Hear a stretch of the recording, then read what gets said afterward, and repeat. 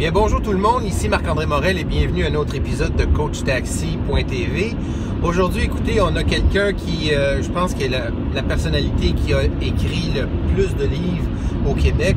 Il s'agit de Alain Sanson. Vous avez peut-être lu un de ses 103 livres et on ne parle pas nécessairement de petits livrets comme ça, à gauche, à droite. C'est vraiment des top sellers, comme on dit, soit positifs ou bedon, reste chez vous. Il avait fait aussi, que j'ai bien aimé, c'est les boomers finiront bien par crever. Il y a celui-là aussi qui était aussi un très gros vendeur, la vie est injuste. Tant pis. Tant pis. Et je sais aussi, Alain, que tu as une chronique dans le métro. Ben oui, toutes les semaines, une chronique carrière. À toutes les semaines, puis qui, dans le fond, qui était la continuité de SOS Boulot que tu avais avec le journal Les Affaires. Certains d'entre vous ont peut-être déjà lu ça. Et conférencier, écoute, conférencier, vous avez peut-être vu en conférence, non seulement il donne des tonnes de conférences à chaque année, puis depuis un bon bout de temps, mais en plus, moi, je me souviens d'avoir passé dans l'allée d'un hôtel où à côté, tu donnais une conférence, puis je t'entendais chanter. Donc là, je le savais que c'était toi. Alors, Alain, salut et bienvenue. Un plaisir. Vraiment content de t'avoir avec nous. Puis avec les années, on dirait que tu rajeunis, là, malgré la blancheur, la barbe et tout ça, tu as tout le temps ton petit baby face. C'est l'amour, ça. Ah oui, je sais. Ouais. Non seulement que tu es en amour, mais tu es aussi tout le temps vraiment d'amour pour le métier que tu fais, pour les gens pour qui tu le fais et tout ça. Alors écoute, je sais qu'il y a plein de choses qu'on pourrait parler avec toi parce que quand on écrit 103 livres, c'est pas les sujets qui manquent, mais ce qu'il y a de particulier en ce moment, c'est que, puis qu'on se parle, toi et moi, depuis environ 6 mois, c'est ton nouveau projet d'atelier, de formation, d'activité. Parle-nous-en là, avec ta fameuse grenouille orange et puis maintenant ton abeille qui s'en vient et tout ça. Ben, la grenouille orange, je te la présente. Oui. C'est Spark. Spark, en fait, qui est né dans un étang, puis il y avait une petite différence par rapport aux autres. Il y avait un spot orange. Et tout de suite, parce qu'il était différent, les gens l'ont regardé bizarre. Et là, il a réalisé que chaque fois qu'il posait un geste qui faisait qu'il était plus heureux, son spot orange grandissait. Mais quand il se tenait avec les grenouilles chialeuses vertes, ouais, ça baissait. Fait qu'il s'est trouvé confronté à une grave décision. Devait-il devenir plus heureux, quitte à être rejeté par le groupe, ou devenir chialeux, puis être accepté par les siens? Ce qui est malheureusement ce que ben du monde font. Ben oui, ils veulent faire partie de la gang. Ouais, ouais. Fait que la leçon principale de toute cette fable-là, puis cet atelier-là qui dure 1 ou 2 journées, c'est simplement que beaucoup d'entre nous, quand on est venu au monde, on nous a dit dans la vie, faut toffer la game, faut mettre des efforts, faut souffrir, puis tôt ou tard, à force de souffrir, on va réussir, puis une fois qu'on aura réussi, on va être heureux.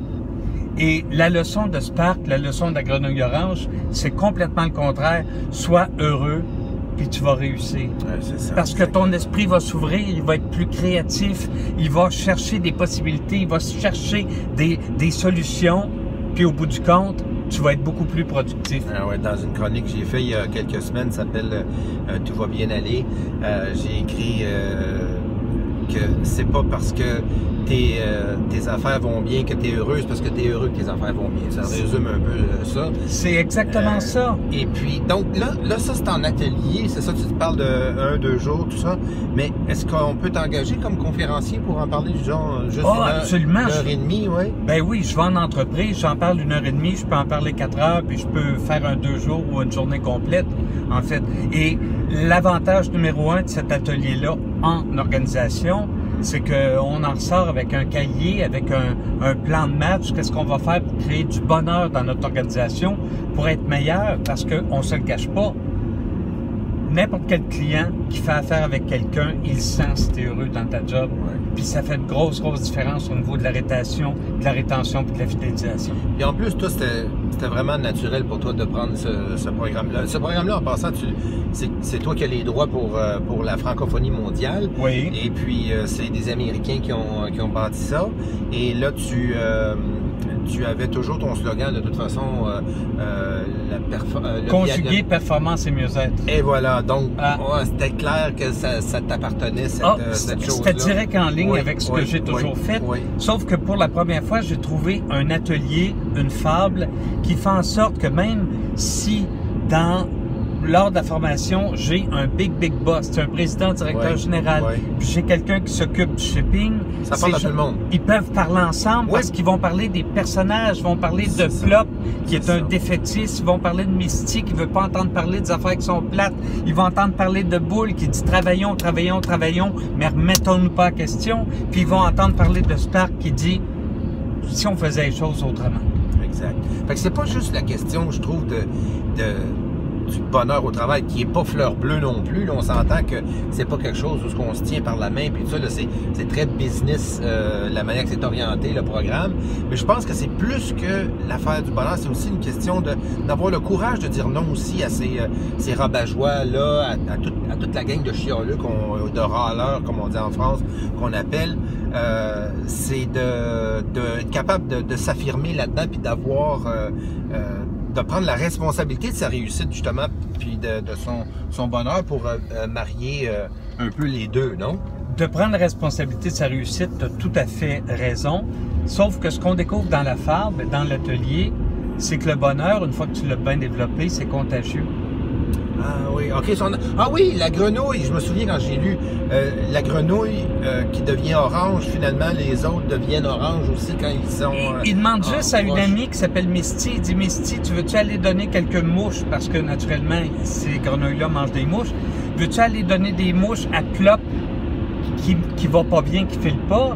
Et en revenant, déjà, elle a les pattes d'avant orange. Tellement qu'elle dit « What the frog? » C'est contagieux. What the frog? Hein? C'est trop bon. Écoute, on a juste une petite minute qui nous reste. J'aimerais ça que tu nous parles de l'autre programme que tu vas présenter aussi très bientôt.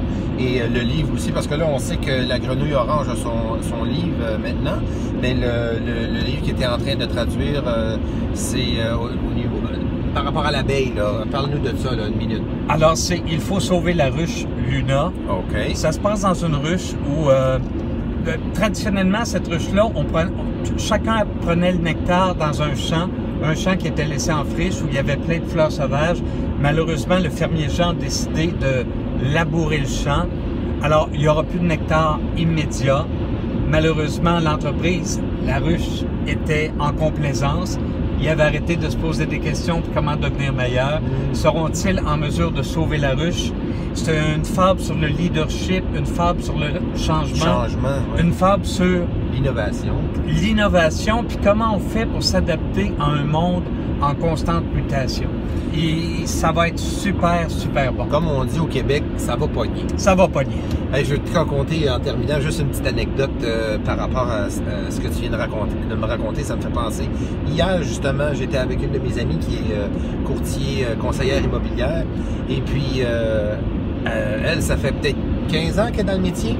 Puis elle rencontre par hasard, à Laval, pas loin d'ici, elle rencontre un ancien collègue de chez Remax avec qui elle était dans le temps. Puis elle me dit, écoute, elle dit, je pense que ça doit faire au moins 20 ans qu'il était dans le métier, parce que je l'ai connu dans ce temps-là, puis il a 53 ans aujourd'hui, puis c'est un 53 ans jeune et tout ça. Et puis là, il attendait pour prendre le bus. Alors elle le regarde, elle dit, mais qu'est-ce que tu fais? Il dit, j'attends l'autobus, j'attends le bus. Pourquoi? Mais parce que j'ai plus d'auto. Pourquoi t'as plus d'auto? Elle est au garage? Non. J'ai tout perdu. J'ai plus rien. Le gars, ça fait 20-25 ans qu'il est dans l'immobilier. Il roulait sur l'or pendant des années. Puis il a dit candidement, il dit, j'ai pas su m'adapter. Il dit, il dit, l'affaire de Facebook, puis tout ça, les réseaux sociaux, il dit, j'ai pas du tout embarqué là-dedans. Je croyais pas trop à ça. Je savais pas c'était quoi. J'ai pas du tout suivi ça en 2006, 7, 8, 9, 10. Et puis là, aujourd'hui, en 2016, il vient de tout perdre. Sa maison, tout. Il recommence à zéro. Pourquoi? Parce qu'il n'a pas su s'adapter. Alors, c'est énorme. Alors, ce que tu dis, c'est vraiment vrai. C'est pas juste se faire une histoire puis faire une bonne formation, tout ça, avec des beaux personnages. C'est quelque chose qui est très, très important de toujours apprendre, s'adapter, innover. Et il faudrait qu'ils rencontrent Buzz, l'abeille ouvrière, parce que souvent, même dans une ruche, c'est pas la haute direction qui est capable de s'adapter, c'est à la base ceux qui sont en contact avec les clients, avec les ressources, avec les fournisseurs, qui ont les idées pour aller de l'avant. Là-dessus, Alain, on se dit à la semaine prochaine. À la prochaine. Salut! À bientôt. Bye. Merci.